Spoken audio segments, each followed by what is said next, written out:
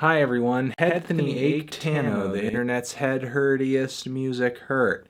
And it's time for a review of the new Katy Perry album, Witness. I'm gonna power through this review. Katy Perry is a pop diva. She is a chart topper, and this is her first record in 4 years, following up 2013's Prism, which is an era in Katy Perry's career where we saw her writing all of these really huge, overblown, epic self-empowerment anthems on tracks like Roar, as well as Dark Horse. Also the euphoric triumph of the song Walking on Air, while, you know, it's more of a party track, still kind of has that same vibe. And this kind of extended onto her 2016 single as well, Rise. However, on this new LP of hers, she seems to be turning a new stylistic leaf. The lead single from this thing, Chained to the Rhythm, is a bit of a dance pop throwback with a synth funk flair, which is mostly a very good, sensual and glamorous track that instrumentally is very feel-good, despite the fact that the hook is multi-phased and kind of clunky. Swish Swish, however, is my favorite single from the bunch on this album, and is easily one of the most fun songs Katy Perry has released in years. The track's chill throwback house beat, deeply pitched vocals, and braggadocious lyrics just ooze swagger and charisma all over the track. Just how Katy delivers that swish, swish, bish, another one in the basket. It's just a moment on the album that I like so much. Of course, Nicki Minaj tying up the back end with a feature only adds to the swaggerific, I can't believe I just used that word, vibe of the track. And then we have the song Bon Appetit featuring Migos, which was a bit of a snooze fest, similarly chill and groovy, but not quite as compelling from a writing standpoint.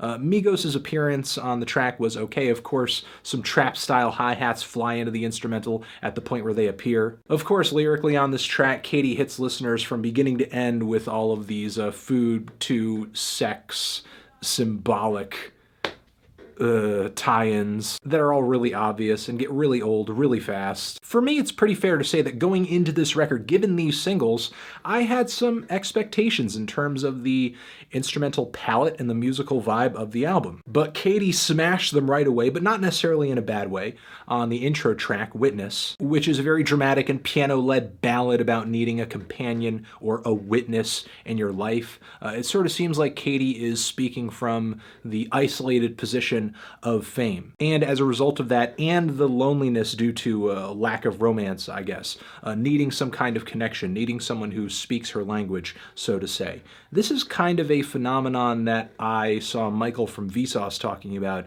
in the first episode of his new YouTube series on YouTube Red. Nobody's paying me to talk about this, by the way. I just watched it and I really liked it.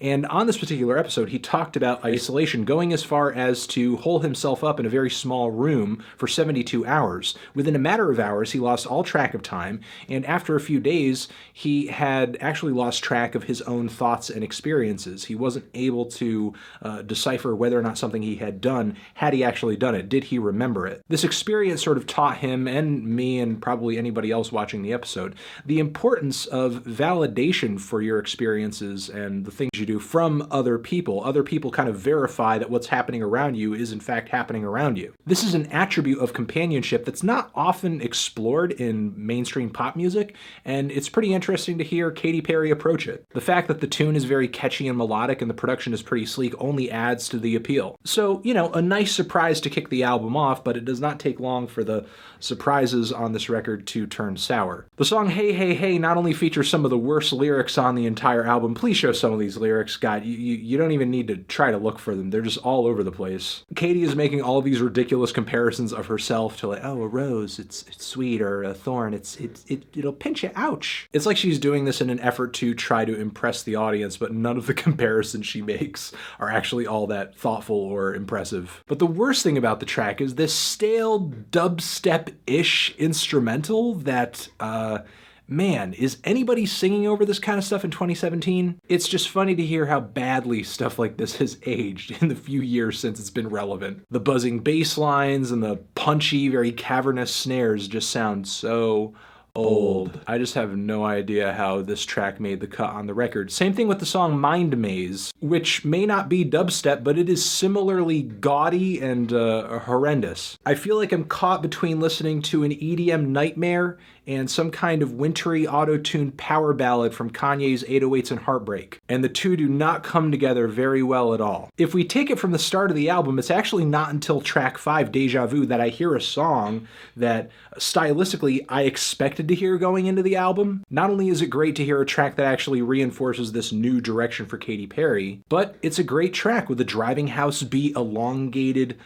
notes coming off of Katy Perry's vocals, which are very epic, very grand, very expressive. It's super chill. There's something that's laid back but also kind of tense about it too. You know, so like 5 tracks in, the album is already super inconsistent, not really a good look. However, I do like the song Power that comes not too long after this. It's kind of an R&B tinged self-empowerment anthem with huge epic instrumentation.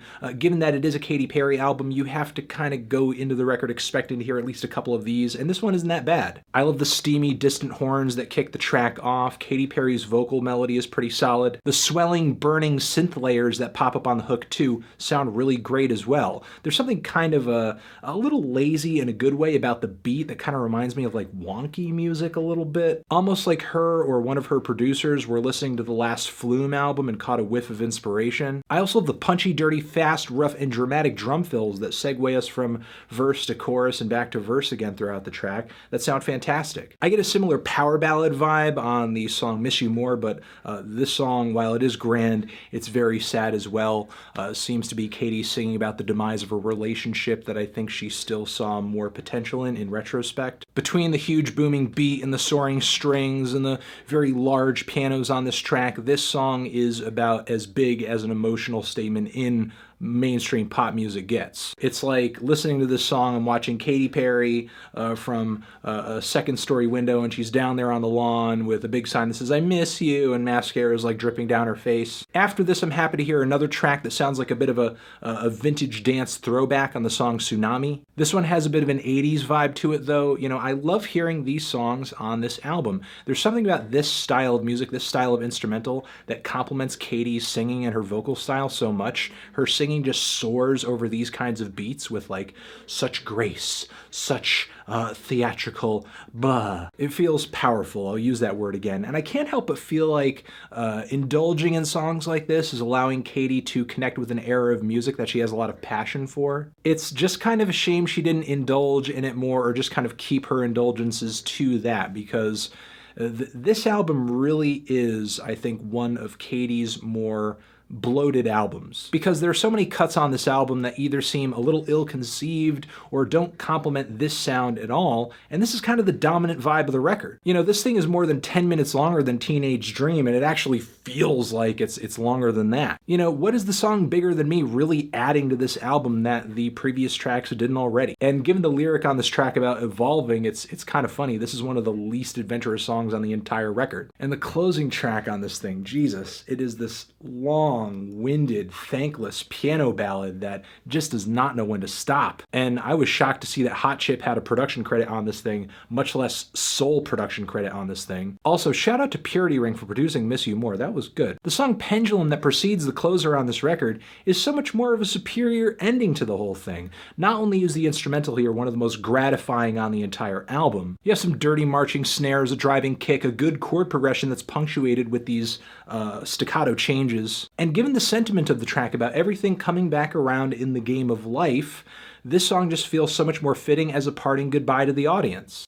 This is just such a mixed bag of an album, and not because the risks that Katy Perry took on this record didn't pan out. The opposite. The moments where she played it super safe, doled out the cliches that she's sort of known for, or indulged in sounds that are stale or would have fit better on her last record, those spots are really what weigh the album down. I'm still happy for the most part with the singles. I loved that I heard some really gratifying deep cuts when I heard the entire album, like Tsunami and Deja Vu, but I can't help but feel like there was so much unrealized potential with this record, which could have been at least partially reached just by cutting out some of the fat from this record, the very obvious fat. I did, however, end up enjoying this record overall. I'm feeling a light to decent 6 on this thing. Transition, have you given this album a listen? Did you love it? Did you hate it? What would you rate it? You're the best, you're the best. What should I review next? Hit the like if you like.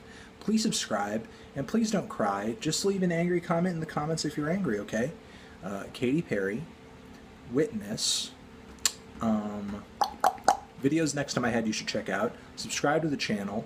official website to forever.